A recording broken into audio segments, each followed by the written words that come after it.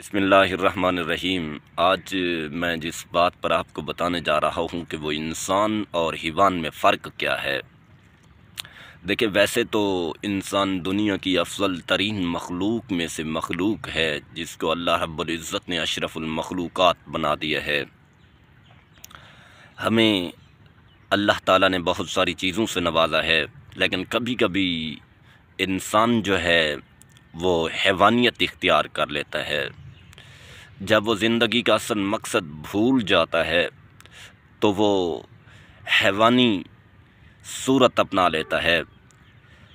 دیکھیں، اصل جو انسان اور حیوان میں فرق ہے وہ ایک تو یہ ہے کہ انسان اپنے مستقبل کو تبدیل کرنے کی سوچ صلاحیت رکھتا ہے، کوشش کرتا ہے، لیکن حیوان میں یہ چونکہ فطرت موجود نہیں ہوتی، وہ یا تو کسی تبدیلی کی وجہ سے، موسمی حالات کی تبدیلی کی وجہ سے یا تو وہ مر جاتا ہے یا پھر وہ ہجرت کر جاتا ہے، تو یا وہ موسم کو برداشت کرنے کی تھوڑی بہت صلاحیت رکھتا ہے۔